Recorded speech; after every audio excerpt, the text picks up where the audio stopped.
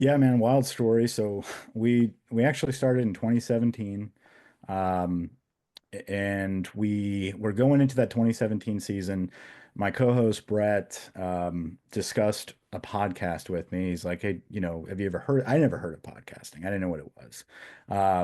And so he said, it's something we can do just to hang out and touch base, whatever, and just we like comedy, okay? And I don't know if y'all have listened to a lot of our podcasts or whatever, but we're very sarcastic. It's very dry. It's just we're having a good time, I have right? taken a listen or two, and yes, I got that vibe. So- Yeah. And so it never was about sports. It was just going to be shooting the shit and just kind of bouncing off comedy style ideas, etc.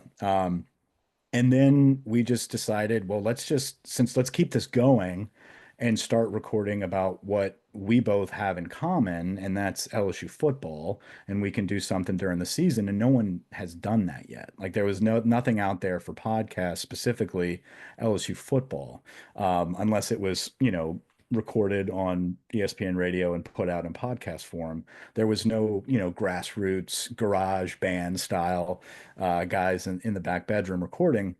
And so we started doing that in 2017. We had a different partner with us who was our third member.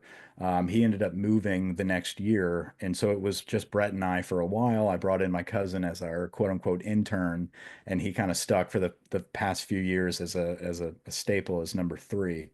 Um, but it really caught on. It caught fire because of a website that I won't name the name of the website, but you can very well guess it, I'm sure, as y'all are pretty plugged into the SEC.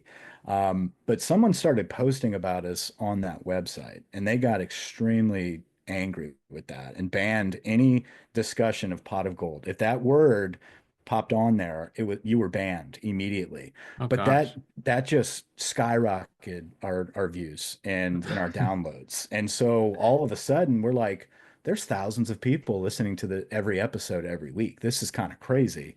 It was because it was so new and it was a different style. It was a conversation, right? We weren't breaking news. We were breaking it down in fan perspective, and that was kind of new for people. So it really took. Sounds familiar. That's Yeah. right, right? Well, I mean, it was very exciting times, right? And it was fun. And then we kind of caught that bug, like, oh, we're gonna do this for a living. And we thought that that was possible. Hope, probably would have happened if it was a few years earlier that we would have jumped in, but life kind of has a way and we all had lives to live. And so we didn't take a break during COVID, but when COVID hit, we definitely took a time out, went virtual.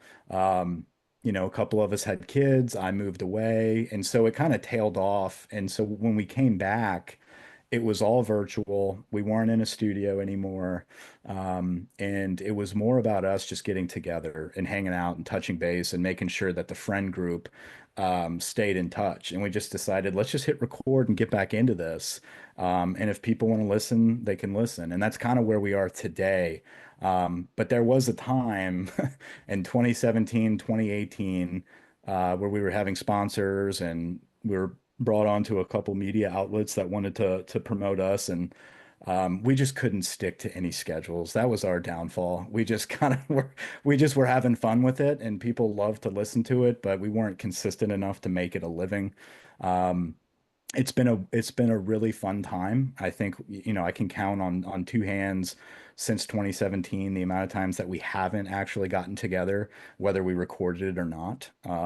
It's just natural for us. We used to have outlines and bulletin, breakdowns of what we're going to do, and now it's just let's get on and start chatting. And at some point, we're going to hit a flow and let's hit record and just kind of do it for another hour and a half. So, um, yeah, I think the peak was probably 2019 during the national championship run. We had Oh man, what a every, team. it was incredible. It was the peak. It was everything that we had been waiting for. And so people just wanted to listen. So, we'd hit download, we'd record, and we put it out, and we had 40 to 50,000 downloads in a day. And it was just like clockwork. And so we couldn't keep that rolling. The team did not perform as well the next couple of years, and we took a big hiatus after COVID. And so we've never kind of gotten that back. But for a little while there, Pot of Gold was very, very popular amongst kind of like this underground LSU group. It was funny running into people being like, wait a minute, you know, you guys are part of that show. And now they probably have no idea, but it's been fun. So I understand kind of y'all's element and how fun this can be. And when you randomly have those people reaching out for random interviews like this, it's always fun. Exactly. Yeah.